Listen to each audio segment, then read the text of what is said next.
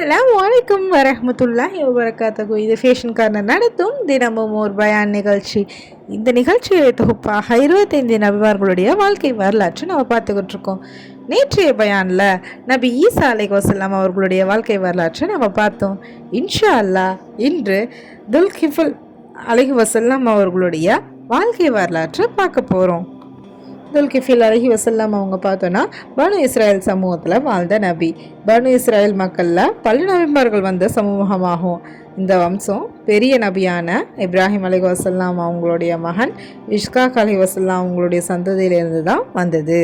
துல்கிஃபில் அலைஹிஸ்ஸலாம் அவங்க பார்த்தோன்னா பெரிய நபியான ஐயூப் அலைஹிஸ்ஸலாம் அவங்களுடைய மகன் என்று சில அறிஞர்களால் கூறப்படுகிறது. அவர் ஒரு பெரிய நல்ல அடியாளர் மற்றும் நபி. அலைஹிஸ்ஸலாம் அவங்க ஈராக் அல்லது ஷாம் சிரியான பகுதியில் வாழ்ந்திருக்காங்க. அந்த காலத்தில் பனு இஸ்ராயல் மக்கள் அங்கே தான் வாழ்ந்தாங்க.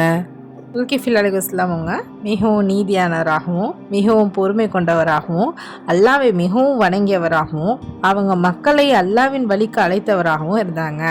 துல்கிஃபில் அலைஹிஸ்ஸலாம் அவங்க வாழ்ந்த காலத்தில் ஒரு பெரிய நபி இருந்தாங்க. அவங்க முதுமை அடைந்த போது மக்கள் வழி நடத்த யாரையாவது தேர்வு செய்யணும் அப்படின்னு யோசித்தாங்க. அப்போது மக்கள்கிட்ட கூறுறாங்க, யார் 3 விஷயங்களை செய்ய வாக்குறுதி தருகிறோ அவரை நான் தலைவராக ஆக்குவேன் அப்படின்னு சொல்கிறாங்க. அந்த 3 விஷயங்கள் என்னன்னு பார்த்தோன்னா, பகல் நோன்பு வைப்பது, இரவில் தொழுகை செய்வது, மக்களுக்கிடையே நீதியாக தீர்ப்பு கூறுவது. அதுக்கு அப்போ ஒரு மனிதர் எழுந்து நிற்கிறாரு. அந்த 3 விஷயங்களை நான் செய்வேன் அப்படின்னு சொல்கிறாரு. அந்த மனிதர் தான் துல்கிஃப் அலைஹிஸ்ஸலாம். அந்த பொறுப்பை ஏற்றுக்கிட்டாரு, வாக்குறுதியை காப்பாற்றினார்.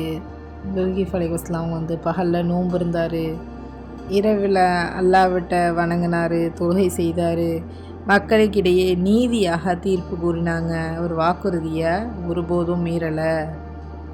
ஒரு நாள் ஷைத்தான் துல்கிஃபில் அலைஹிஸ்ஸலாம் அவங்கள கோவப்படுத்த முயன்றான். அவங்கள தொடர்ந்து தொந்தரவு செய்தான். அவர்கள் ஓய்வெடுக்க விடவில்லை. ஆனால் துல்கிஃப் அலைஹிஸ்ஸலாம் அவங்க ஒருபோதும் கோவப்படலை, மிகவும் பொறுமையாக இருந்தாங்க. அல்லாஹ் துல்கிஃபில் அலைஹிஸ்ஸலாம் அவர்களை குரானில் பாராட்டுகிறான். இஸ்மாயில், இத்ரீஸ், துல்கிஃபில் இவர்கள் அனைவரும் பொறுமை கொண்டவர்கள் அப்படின்னு குரானில் 21வது அத்தியாயத்தில் 85வது வசனத்தில் குறிப்பிட்டிருக்கு. துல்கிஃபில் அலைஹிஸ்ஸலாம் அவங்க பார்த்தோன்னா தங்கள் வாழ்வை முழுவதும் அல்லாஹ்வை வணங்கினாங்க, மக்களை நேர்வழிக்கு அழைத்தாங்க, மக்களுக்கிடையே நீதியாக தீர்ப்பு கூறினாங்க. அவர்கள் மிகவும் பொறுமை மற்றும் நீதி எடுத்துக்காட்டாக இருந்தாங்க. அலைஹிஸ்ஸலாம் அவங்க பார்த்தோன்னா மக்கள்கிட்ட அல்லாஹ்வை மட்டும் வணங்குங்க, பாவங்களை விட்டு விலகுங்க, நியாயமாக வாழுங்க அப்படின்னு போதிச்சாங்க. அவங்க மிகவும் எளிமையான வாழ்க்கை தான் துல்கிஃபில் அலைஹிஸ்ஸலாமும் வாழ்ந்தாங்க.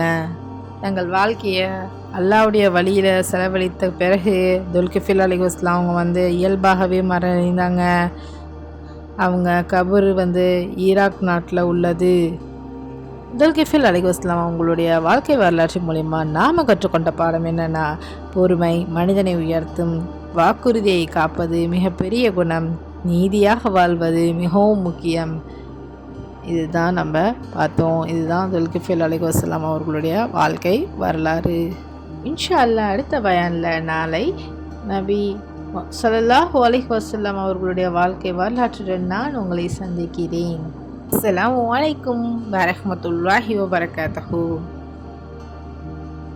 இந்த பயான் உங்களுக்கு பயனுள்ளதாகவும் விருப்பமானதாகவும் இருந்தால் லைக் பண்ணுங்கள், ஷேர் பண்ணுங்கள், சப்ஸ்கிரைப் பண்ணுங்கள், மறக்காமல் அந்த பெல் ஐக்கானை ப்ரெஸ் பண்ணுங்கள்.